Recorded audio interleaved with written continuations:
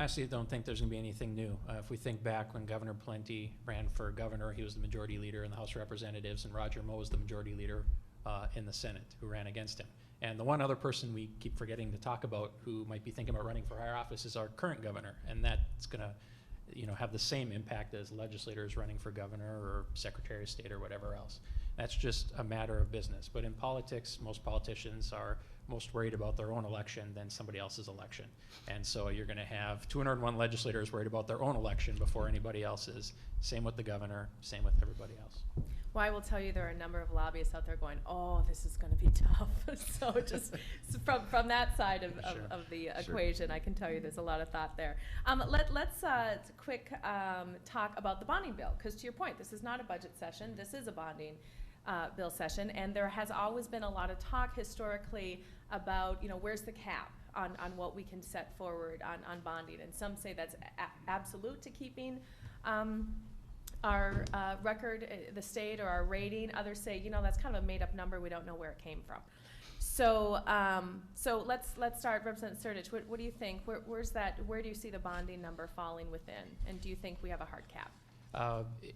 I know we don't have a hard cap because I know it's a guide. We have a set of guidelines and about 5 or 6 guidelines in what we borrow. And we're actually for states that borrow for infrastructure.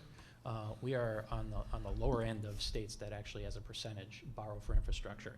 This guideline about a 3% debt limit actually came from Governor Rudy Perpich, and I only know this because there's a bunch of legislators from northern Minnesota still around who remember the story. He was putting together a bonding bill back in the 80s and met with some guy in New York and said, what do you think this should be? And he said, around 3%. And that was back in the early 80s, and we haven't looked at it since. It's like it's written on a tablet now that came down from a mountain. And that's not the only actual guideline. Like I said, there are 5 of them. The most important guideline that these body agencies look at is the stability of your state budget. And so we should be, if we're most concerned about what our limit is in borrowing, we should be most concerned about solving our state budget in the long term. Looking for a number, historically, and if you take the Democrats or Republicans off of this, I can look back to right when Kirk got into office. We had rough economic times, and you guys were in charge, Speaker Swigum, and I think Dan Dorman was the chair of the committee. Governor Plenty. No, Phil Krinke was. Oh, okay. That's actually going to help my story more. Yeah. Believe me, I was on the committee. Okay. Welcome to the legislature, freshmen. Here's what you can do. Yes. Back then, you guys were in charge. Governor was in charge. We had 880. We had $930 million bonding bills that were signed by the governor in rough economic times. No vetoes. 0 vetoes. Now that Democrats got in charge, and even when the economy wasn't so bad, then we started getting more politicizing the bonding bill with pork spending and all of that. And since Democrats, and we're talking about years that you were sitting on the committee, $800 million, almost $1 billion bonding bills passed, signed into law by this governor. Since Democrats came in charge and the governor started vetoing these projects, in 3 years, we've spent invested about $1 billion in a bonding bill. It's been higher than that. It's $1 billion to. Show you right here. I bring the numbers. So right there, 2005, 885. So 2 of those are one of those being bonding years. You said the 3 years. So one or 2 of those years. I'm adding all 3 years up together because we always do a smaller bonding bill in a budget year just to kind of clean up emergency projects. So for 3 years total, we matched around the years when you guys were in charge. And I'm talking about back-to-back years when you guys were in charge, year after year. 1 year, almost $900 million, and the next year, $950 million. So that's one after the other. So I think that's an appropriate number. And the reason I think so is because our legislative committees have traveled the state. And if you just invest alone in our higher education institutions, in wastewater infrastructure, and roads and bridges, you can get pretty close to that number already. And the debt service for this that we'll have to pay for next year, the debt service is $2.5 million. And to create about 10,000 construction jobs in the short term, and then have those business parks and those folks going to those colleges, that's immeasurable, that investment of $2.5 million of debt service, to have those great projects, those short-term construction projects, and those construction workers are going to buy groceries and products and services all of our communities. And then the long-term investment it leaves in our roads and bridges, I think that $2.5 million of debt service is a worthwhile investment. Representative Zellers, has your caucus thought about a number that you think? No, I don't. And Tony, to be clear, on the 2005 year, we weren't. I wasn't on the committee then because Chair Krinky didn't put out a bonding bill. That's the kind of the misnomers that we have to have a bonding bill every year.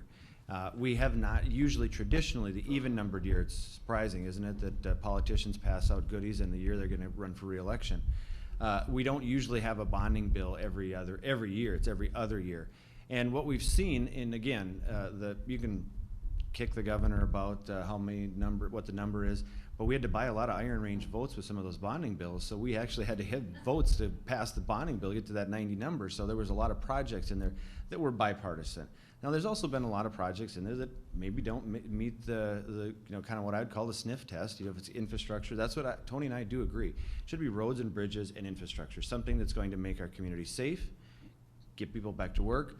But this idea that this is a jobs bill, the 10,000 number, the 15,000 number, we've heard these numbers before, but there's no way to calculate, and I think that's probably part of the shell game with the bonding bill, is there's no way to calculate how many of those jobs have actually happened, have been sustained, have been maintained, because we've asked how many of them have come back, and a lot of the folks that say, well, technically we were part-time workers, so it's almost as if with the federal government now we're saving jobs, not just adding jobs, but we're saving jobs.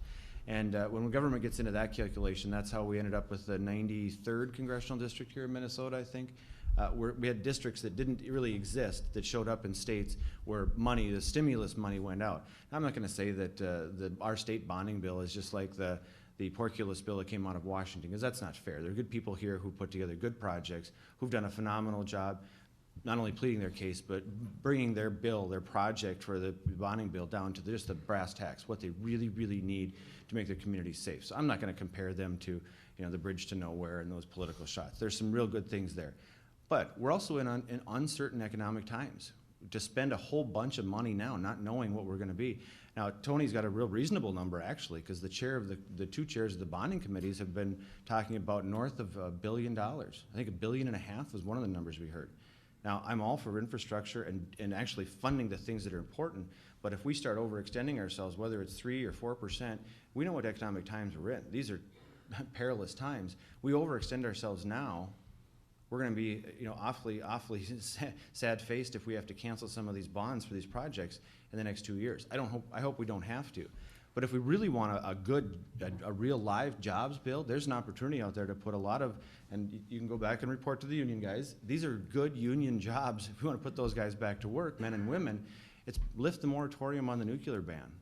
Those are IBEW workers that will be back to work for not just days, but for months and years working on some of this expansion. All right, that's their jobs bill. I'm sorry, Kurt. Oh, sorry. I want to be respectful of time, and I know you have daycare duties, so you're the one who told me. I have a So I preschooler. do have a quick question, and then maybe we have room for one question. I'll give it to you, okay? But I want to finish. So you two, you've mentioned this, but you will be meeting this afternoon with the governor.